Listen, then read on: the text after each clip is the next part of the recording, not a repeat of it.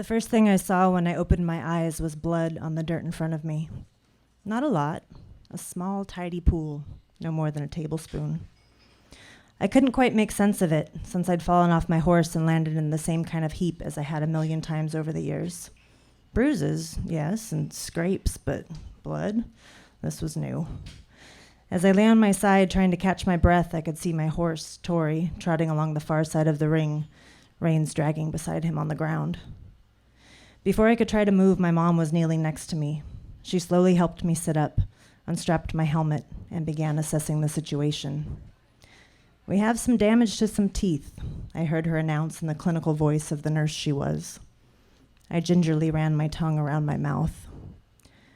When I got to the front of my mouth, I felt, or rather, didn't feel, the problem. There was nothing where my two front teeth were moments before. When I explored further, I found sharp fragments protruding from my gums. Panic set in, ragged breaths and frenzied thoughts, and I began to cry. I was 16 years old, and this was the afternoon of my last day of 11th grade. I was looking forward to a summer full of makeout sessions with my new boyfriend, Carlos. We had a graduation party to go to the following night. I had an appointment for my senior portrait the next week. My parents had spent who knows how many dollars on braces so my teeth could be as straight and perfect as possible. And now those teeth were gone. My mom asked someone else at the barn to look after Tori, untack him and brush him and put him away in his stall, and she helped me to her small blue Mazda hatchback. We drove to Balboa Hospital's emergency department, where I'd spent many an hour in the waiting room, but usually for one of my younger brother's injuries. I calmed down in the 30 minutes or so it took to get there from Bonita. I sat quietly in one of the chairs with a pack of frozen peas from the barn's freezer on my face while my mom checked me in. After an hour or so, I was restless and needed to pee. As I opened the door to the one-person restroom, I abruptly realized I was about to see myself in a mirror. My first look at what I had so far only felt and imagined. I hesitantly lifted my gaze to my face. My skin was smeared with dirt and tears and blood. My lips were absurdly swollen, like a plumping gone horribly wrong. Under my bottom lip was fresh blood and a messy tear. When I hit the ground, my teeth slammed together with my lip between them and bit clear through before breaking. More of my teeth remained than what I could feel, but not much. The left tooth was broken diagonally, the inner corner missing, while the right was half of its former self. I started crying again, harder than ever. I certainly didn't fancy myself a beauty. My acne was worse than ever, despite 6 months of Accutane. I was taller than most girls and what seemed like all the boys and barely had need for a bra, much to my disappointment. I had recently, finally, convinced my mom to let me dye my mousy brown hair black, but it was still limp and thin and lived in a ponytail because I didn't know what to do with it. But at least I'd never had to worry about my teeth. I'd been around horses as long as I could remember. My mom had been riding since she was a kid, cajoling the neighbors or borrowing friends. She finally bought a horse of her own as an adult, and I grew up at the barn. My first memory is of falling off a horse, although it's more of an amalgamation with the stories I've been told about it. I was about 3, and my mom sat me on her horse bareback, leading him by a halter. She held me by my foot. The horse startled and shied away, and I began to slide off the other side, further upsetting him. My mom couldn't hold on to both me and the horse. It had just rained, and the ground was soft, and kids are resilient. So I was the one who was let go. I started riding lessons when I was about 6. I don't recall asking for them. I think everybody just knew it was what I was going to do. I rode lesson horses and shared a lease for a year or so, sort of very part-time ownership, until I was 12 and my mom purchased Tori. I took over riding her previous horse. She and I ruled the small local shows for a few years.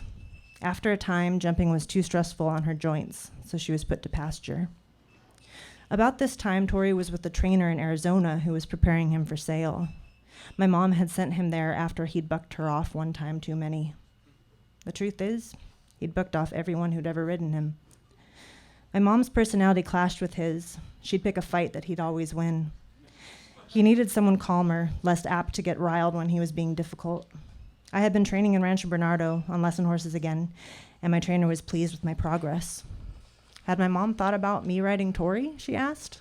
No, she hadn't. But suddenly, That made a lot of sense. My dad, a high school math teacher, drove us to Arizona so I could try it out. I was scared. All I had heard for months was how dangerous Tori was, too dangerous for my mom to ride.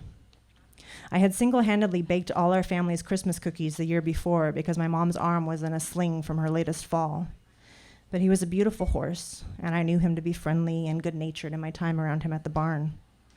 I also liked the challenge. Here was a chance for me to succeed where others had failed, to possibly be the one to understand and connect with this troubled animal. So many of my romantic relationships suddenly make perfect sense. Tori and I clicked. He was large and powerful beneath me, the biggest horse I'd ever ridden. He was a good match for the training I'd been undergoing, taller fences and bigger competitions. He came back from Arizona as my horse. We worked together beautifully. I boarded and trained in Del Mar, which I loved for its trainers and facilities, but loathed for the rich teenagers who looked down at me because of my mom's old Volvo station wagon and my used equipment. I ignored them and instead made friends with the adults I rode with. I trained hard, coming straight from class at Eastlake High every day as soon as school let out. In the winter, it would be dark by the time my lessons started, and when I pulled off the sweaty saddle pad after an hour, Tori's back would erupt in a plume of steam, and I'd walk him for another hour to cool him down before putting him back in his stall. Rent and lessons in North County were a lot more costly than in South Bay. How much I didn't even really know, but I started to wonder. I didn't work, even though at 16 I was old enough. I didn't have the time outside of school and writing. I had nothing to contribute. We obviously weren't poor, but my parents were careful with money. I had never been taken shopping other than at a sale at Mervyn's, and a dinner staple was McDonald's 25-cent hamburger nights. More than the money, I felt acutely aware of the time commitment. I spent 4 to 5 days a week at the barn, and since I didn't drive, my mom was always there with me. I started to wonder what I was missing. The coach at school begged me to try out for basketball. I wanted to do photography for the newspaper. There were plays I wanted to audition for. And I was so busy with horses, I didn't have much of a social life at all. I was really not able to fully rebel while so immersed in writing. The year before, when I'd pierced my tongue, I'd been outed to my parents by someone at the barn who spied me playing with it when I thought no one was looking. Tori and I began showing at some really fancy shows in Del Mar. We were worlds away from the Sunnyside Saddle Club, the humble organization in Bonita where I had done so well in the past, and I was intimidated by the grandiosity. The fences were bigger, too. Before, I'd been jumping 2-foot to 3-foot fences. These were 3/6 to 4 foot. I started to feel hang time. Tori would be in the air long enough while clearing the bigger fences that I got the feeling of weightlessness, which was as exhilarating as it was frightening, although really, what's the difference? We didn't sweep the competition, but I was surprised at how well we did. I took pride in placing above the snobby, rich competition.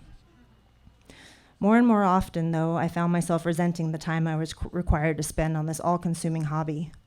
But how could I possibly tell my parents, who had invested their money and time for so many years, I just don't want to do it anymore?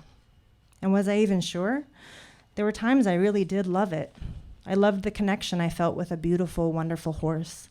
I loved the satisfaction I felt after besting a series of fences, how graceful I felt when the horse and I were in sync and moving as one interspecies being. And what would happen to Tori? It's not like I could just decide to stop. He was more than a pet. In a way, he was my partner, and I cared about him. And then, in the midst of all this confusion, on a lovely June afternoon, once again boarding and training in Bonita after the commute to North County took its toll, I fell and broke my teeth. It was a casual solo ride, just me exercising Tori and practicing some of what we'd been doing in recent lessons, lead changes. This is when the rider asks the horse to switch the leading leg in a canter on command by applying pressure with her corresponding leg and a little bit of rein. When done properly, it looks effortless, as if the horse is doing it of his own free will while the rider sits motionless. It requires finesse and patience, and I was decidedly lacking in both that afternoon. I started to struggle and get annoyed, and instead of letting it go and working on something else, I picked a fight. The more frustrated I became, the more aggressive I was with my leg and my rein.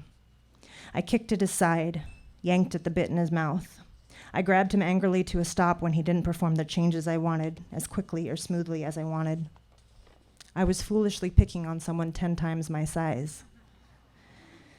When Tori had had enough of my nagging, he let loose with one big, hearty buck, as he had with every rider before me. It launched me out of the saddle, into the air, and onto the ground. My mom had looked, but couldn't find my teeth. They appeared just as the doctor was preparing to sew up my lip. They were nestled inside.